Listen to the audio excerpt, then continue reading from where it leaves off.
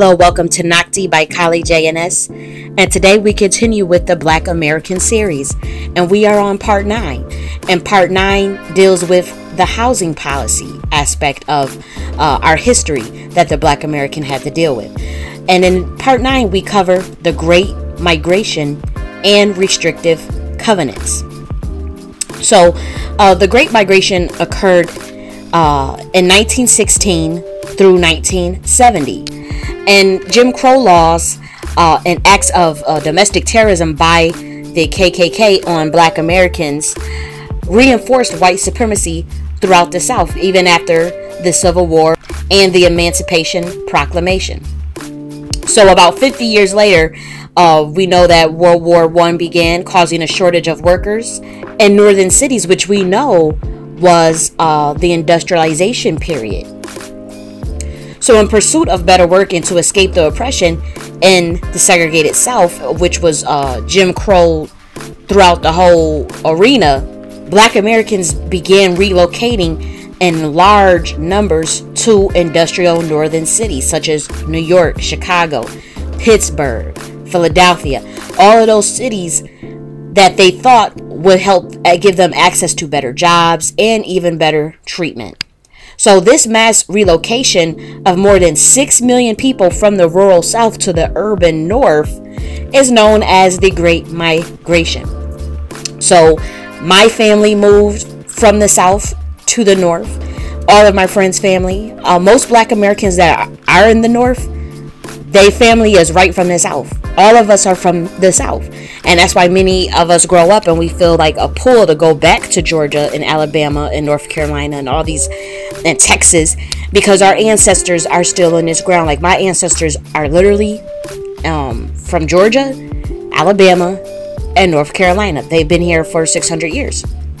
So I went to, I grew up in a northern city, a very racist city, and one of the cities that was like the hub of industrialization. It was just so many steel plants in this city. So all of my Black family members, they went to the North to work in those factory jobs like GM and Ford and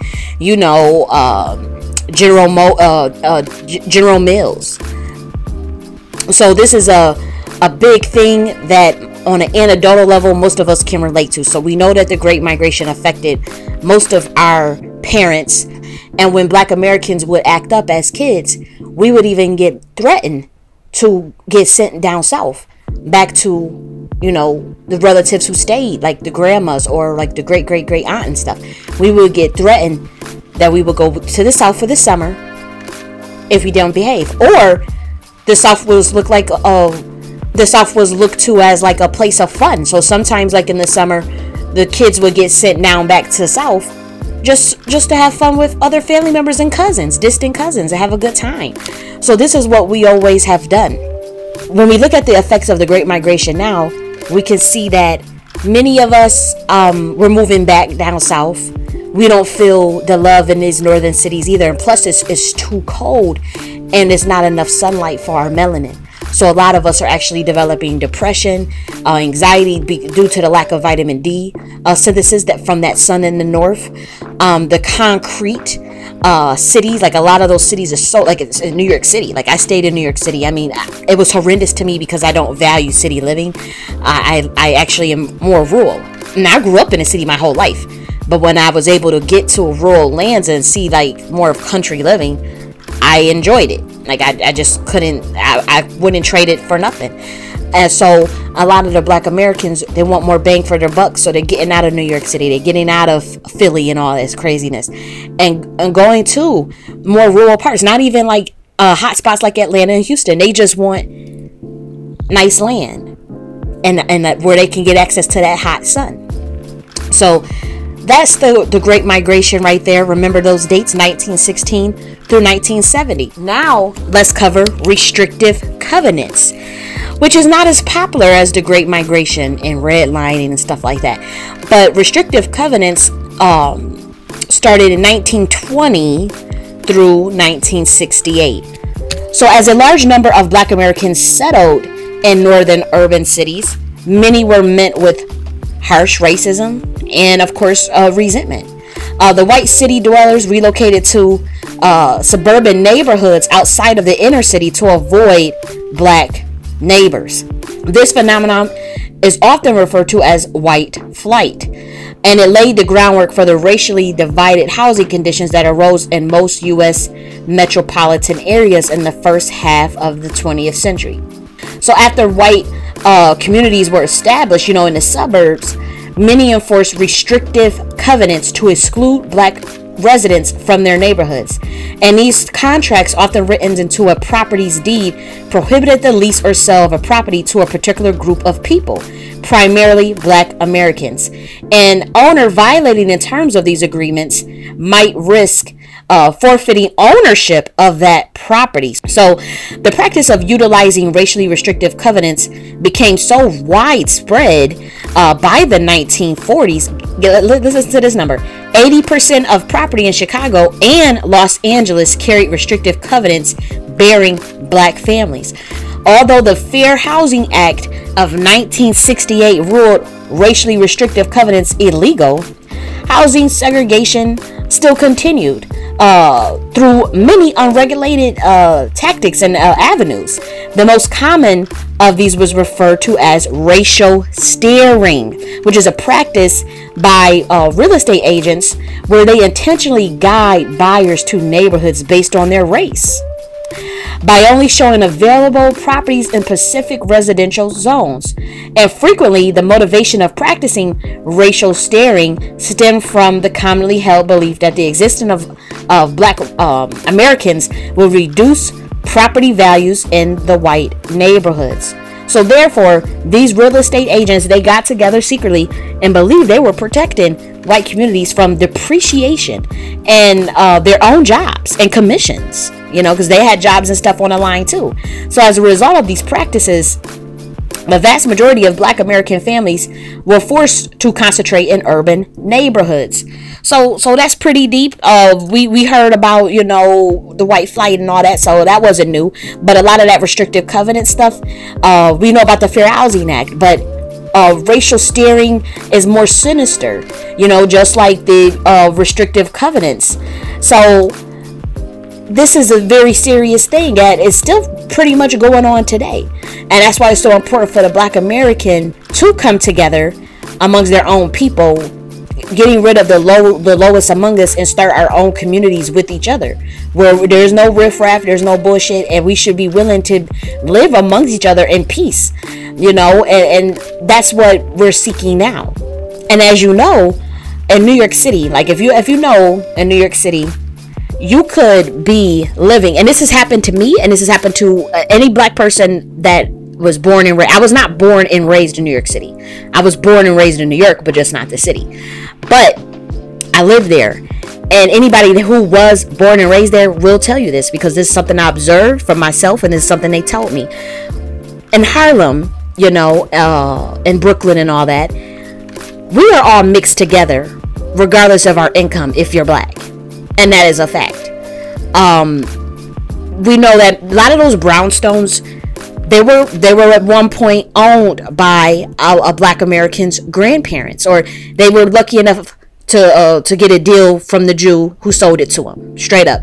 So I have met black Americans who are like my age, who inherited brownstones from their grandparents. We talking about these property values, say like a brownstone that was like 100,000 back in the day. We talk about 19, just so long ago, is now worth 1.2 million and 1.3 million, $500,000. Even I stayed in a brownstone, it was worth 1.2 million dollars, right?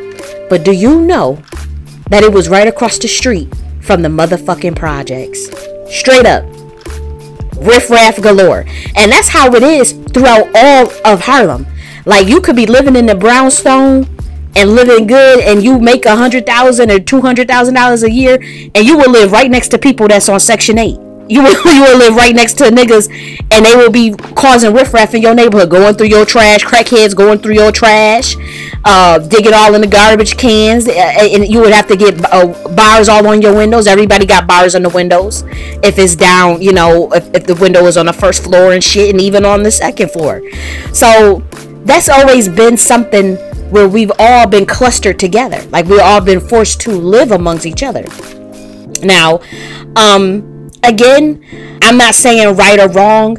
I do see some aspects of it as extremely problematic, but that's how it always has been. So Black American middle class people in urban cities, they always learned to have compassion for, you know, those Black people who didn't have it like that, or you know, to not really associate. But as far as the separation of class, that's why Black Americans don't practice too much classism. I'm not saying it doesn't exist, but you will see a shaming of a Black American were to try to practice classism. They will be called elitist, they will be called bougie, they will be called even sellout or coon. So because of just the proximity that we've had in those cities. It's the same thing in some of the places that's not like New York City, but it's still a city, but it's more rural, where you will see once again, like the block I lived on, all the Black people will own their homes, but you walk 5 minutes up the damn street and you're in the hood. Straight up, you'll be right in the area. 60% of the old heads, because a lot of them older Blacks, they do own a shit, and those are our grandparents, and they will pass their shit down, or they will still be alive, and we will be, you know, and the whole block will be Black owned. Everybody get along, ain't no, you know, everybody looking out for each other, don't want no crime, don't want no bullshit on they blocks. Walk 5 minutes up the street, hood. And then this was so crazy, like when I was a kid, we were told we could only play on certain streets. Like we were not allowed to go to the Delavan, you know, area and all this stuff. And it's like, it was literally a 5 minute walk. We can go to that corner store, but we couldn't go to that park in the back of that corner store because it was the hood, you know. And then since we had such proximity to these hoods, all of it is looked at as a hood.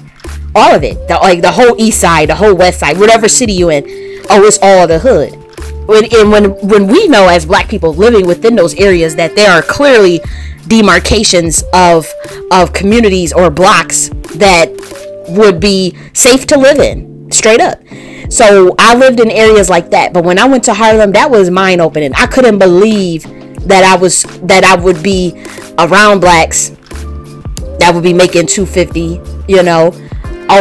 Inherited a $1.5 million brownstone, and we living right next to the motherfucking projects. You see crackheads coming out. I seen somebody shoot up heroin right in front of the damn.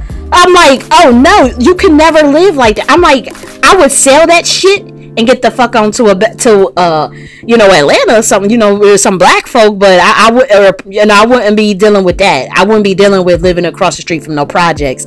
And y'all can say, oh, that's elitist. See, say something like that, get you shamed, you know, in this community. It's changing now because we starting to really realize, in order for us to move forward, we really do got to set boundaries and principles, and we really do have to establish a codified culture in order to move forward. So it's becoming less problematic to call out a lot of the fuckery that we see in our community. But I say all this to say that this is the stuff that the Black American is pretty much aware of even to this day. We know about the Great Migration of going to the North, and we know about, you know, the white flight. And then to a lesser extent, we know about the racial steering and the restrictive covenants. You probably heard of it before, but it's not, you know, as big as when we talk about redlining. And I'm saying these things so that we can understand how our communities came to be and how they pushed a lot of Black people into those projects. A lot of Black people, they have lots of land in the South, and unfortunately, Black people in the North gave up their land. Every Black older person I talk to, I let my cousin have the land. I just gave it up because I didn't want it. I was never going back down south. I'm never going back to Georgia. I was never going back to. We talking about acres upon acres, big ass land, farmlands that Black people in the North just gave up. So to me, I feel like that took away your ability for wealth building, to be honest, because it is land. I mean, you know, why would you give up land? And they would say, well, I'm not going to do nothing with it. It doesn't matter. You know, so I felt that was odd. And then a lot of those people that gave up their lands, those factory jobs disappear. So then a lot of their family members that are younger were using that Section 8 or got put into like these urban housings when they could have been sent back down south to build a fucking tiny home or build something on the land that they family gave up. And I seen this time and time again. And I started calling out the older people in my generation. I mean, in my family for that. And you could tell they feel embarrassed now. You could tell because they know that our generation is struggling. You know, the millennials. And a lot of us, they know they gave up an opportunity for wealth building where they could have just put a trailer on that goddamn land. And to be honest, so many black American men back in the day, our grandparents built houses on those lands. So some of those houses are still there. They may need some repairs and stuff, but those lands in those houses are still there. Even the land that my family had and still has, it's just not. I think my dad I think he may still have his land. I'm not sure. He might have gave it to his brother, and his brother just died. So that most likely, who knows where that went, you know. But it's really shameful because, you know, the houses are still there. There's trailers still there. And if they still have it, like if they gave it to their cousins or something. But sometimes the state got their hands on that shit. We talking about, you know, 5 acres and 10 acres and all this stuff. And a lot of black Americans are descendants of grandparents who inherited a lot of land, even straight plantation homes. And they didn't want it because they said, we got to get to the north, you know. And they look how they were treated in the north. All them black future generations was put into project homes because the rent was so high, or circumstances, you know, again, racial steering and all this craziness. So look at New York City. They got 1,000 people in one project building with one elevator. That's crazy as hell. So this are all black people, and it's like all them black people come from the south. So how do they get pushed in that? How do they get pushed into such poverty going into the north like that? That means that those jobs, them factory jobs, cleared the fuck out. We know that. We know that those jobs that our great grandparents had, or our grandparents or great aunts and stuff, those jobs are gone. Working at Ford Motors for 30, 40 years and having a beautiful retirement and pension and having a job look out for you and you getting paid good money and having benefits. That shit is gone. Gone. Them steel plants and all that, gone. And they lived good. They have their own shit. Like my grandparents and stuff, they own multiple homes and stuff. In my adopted family, and in my biological family. My biological family, the grandparents did well. The parents of the descendants of the grandparents did okay. And it's like, as the millennials, we're the ones that went to college, and now we kind of figuring this shit out because our lands are gone. I gave up our lands for the north. Those jobs are not like they once were. The jobs are not even giving benefits. The jobs are not, you know, it's not all of that. So now we're on this business stuff where a lot of the millennials are desperate to start their own business. And that's a good thing. So we're starting businesses, and now we're trying to, you know, a lot of us are relocating to the south. And guess what we're doing? Trying to find land to buy. Straight up. There's people my age, I'm 28. We looking around trying to see which lands, you know, is available that's a good price, that got low radon and got good air quality, and the soil is somewhat decent where we can, even if it's just 2 acres, you know. So that's where our minds is at now. So it switched back where, okay, we know we gotta at least try to have some type of business, a side hustle, something on the side where even if we're still working, and we know we gotta try to at least get a land or even a house. But you know, if you get the land, you could put the shit, you could buy the materials to, you could get a container home now. They got container homes, earth friendly homes, tiny homes. You could build your own home, you know. And actually you can buy a damn house off of Amazon. You can get a house off of damn Amazon now, you know, and have them ship it to you for $10,000, even on eBay. Get a couple containers and start building your shit. So to me, the land is more important. You know, of course you have to still pay for septic. I mean, you do have to invest a little, but you know, to me, the way we're going in this world, you want to kind of get out them cities, and they're going to do a lot of experiments, and a lot of military action is going to go first to the city, as we know. And so a lot of us are feeling that. The intellects among us know that. So it's like, we got to get the fuck out of this, the cities, and we got to try to get to these areas where there's land. Because even like if you go to a rural area, that a lot of them houses are too close to each other. And it's still like, you don't really want, you want to be able to be around people and even to get into the city, but you don't want to be all, the houses is touching each other and all that stuff. You want some land, some space where you can get out in nature and get out in that sun. So, there was a bit of a tangent, but Black Americans, this is a part of our history as far as the housing policies and seeing a stream of thought of where we're at now and how we're moving towards trying to get land again, trying to build our own homes again, or buy a home or starting businesses. So the shift from the Great Migration, thinking of, let's go to the north and get that job, that factory job, it's going to be so good, we're going to work at a steel plant, them days is gone. So it's interesting. So stay tuned for part 10 because we're going to cover redlining. Okay. So I'm going to talk to y'all later. Bye.